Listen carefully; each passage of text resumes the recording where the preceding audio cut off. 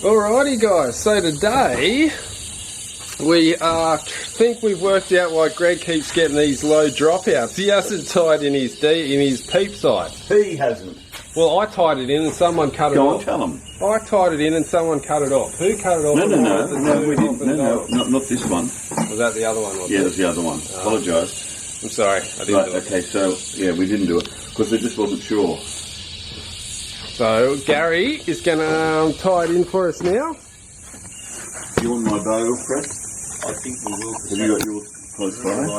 No. I just might right over there. Really like I don't have mine here at all. Okay, I'll go and get it. So we're going to tie it in with it pressed down with the string loose, and that'll make the knot tighter, supposedly. So we'll get back to you once we've got it pressed in. Alright, so we just lined the peep up, got the peep at its correct height, went to full draw, eyes closed, locked in the anchor, opened the eyes, at the 50 metre sight setting. So the sight setting's right in the middle. Now we're going to bow that press down. Press that bow down, now, both. We can do both of that. and continue on from there. Stay tuned. Stay tuned. I get that.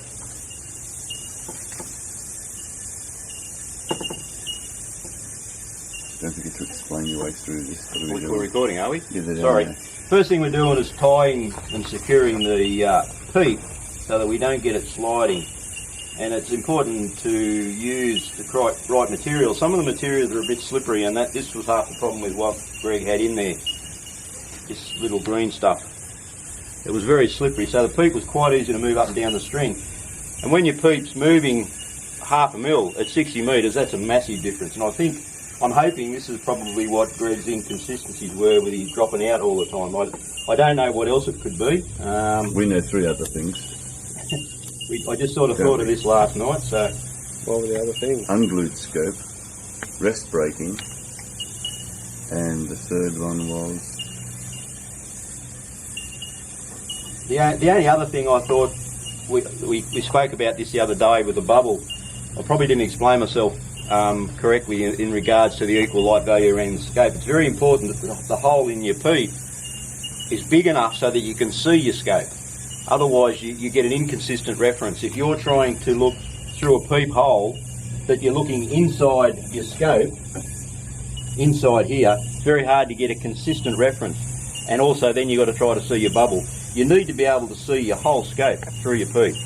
That way you can get that consistent light value, that equal light around there, and then you can see your bubble as well. I actually purchased a tall bubble for here that'll raise that up into the view of the scope, because I knew that was the problem.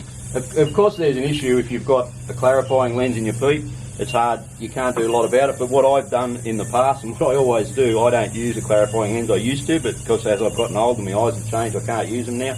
I just run a drill through them, open them up if I have to open them up, and then you just put a texture colour in each end to colour up the aluminium again so it doesn't shine in your eyes or shine brighter when you're looking through the peep.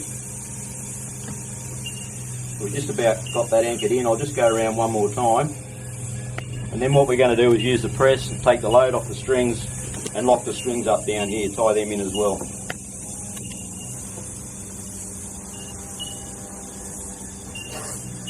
How do you know the peep's going to line up with the D-loop?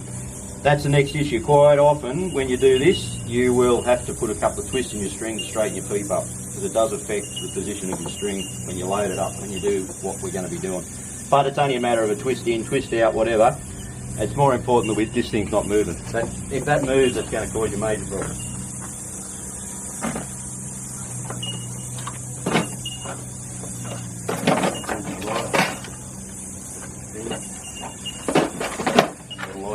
I've got a lighter. Just want to burn the ends of that string off.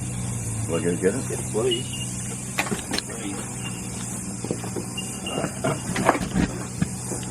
While we're waiting for Greg to get his lighter, we'll set up the bow press to take the load off the string.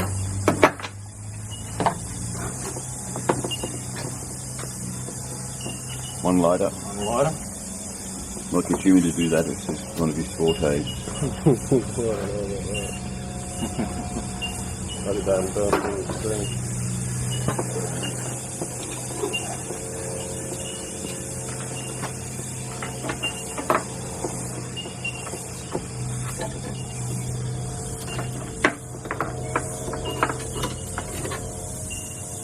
Put it on there the wrong way again. Okay. Yeah, that's right. I'm on top there. There. And up to this.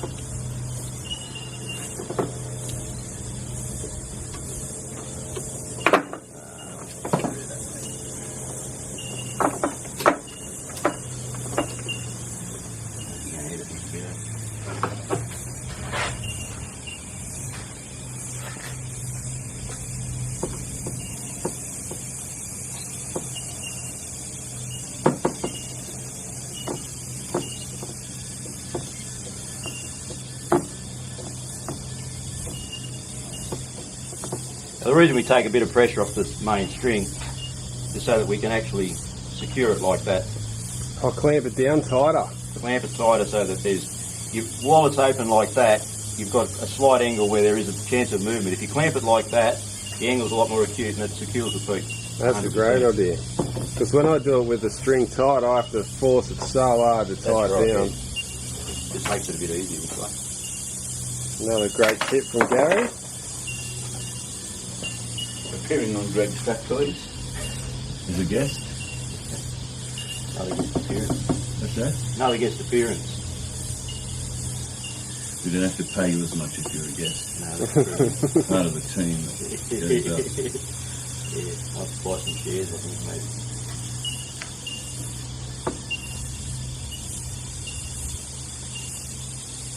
I like to thread it in and out of the string a bit as well, and that in turn secures the serving you're putting on there from actually sliding down. It anchors it as well.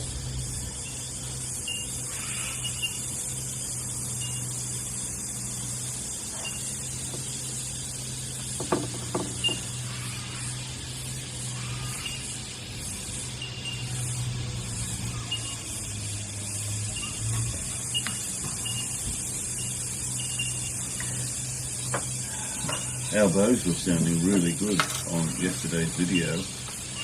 You didn't hear them? Yeah, they're sounding good. Alright, just on the bottom edge now.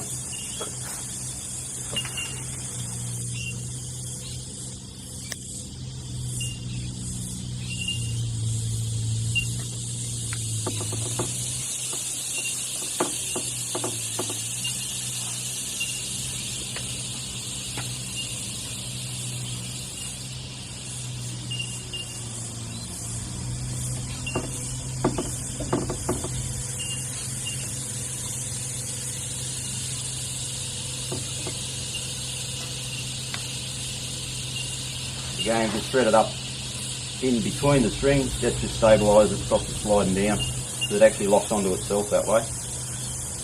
Prevents it from moving at all.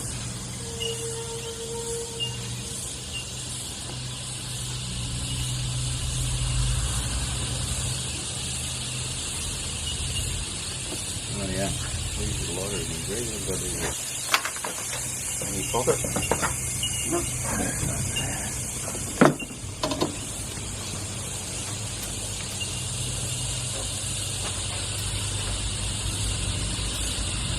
As you just burn them down, they meld into place, similar to what you do, end of your D-loop does. You don't have to worry about dropping glue or anything on the then.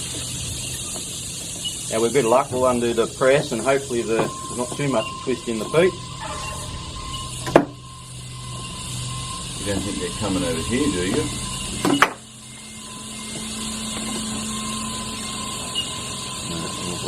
No, it doesn't look like it.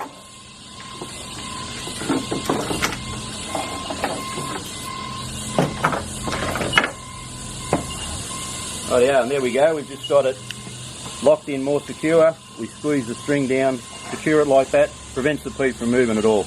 Because if that moves, it only has to move a fraction and it makes a massive difference. We'll see how we go. So there we go, hopefully we fixed Greg's up and down problems that they were dropping out low. Let's watch getting the peep sight straight in. What's, we're about to get the sight set. Oh, yeah, remember. Now we're just going to check the peep rotation to make sure it's still rotating properly.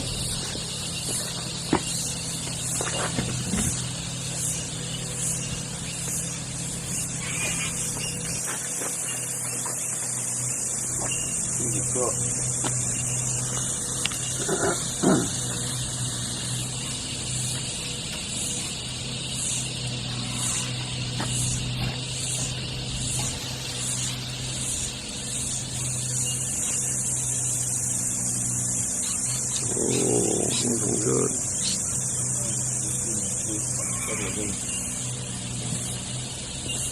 Just let it down and draw it in, Greg.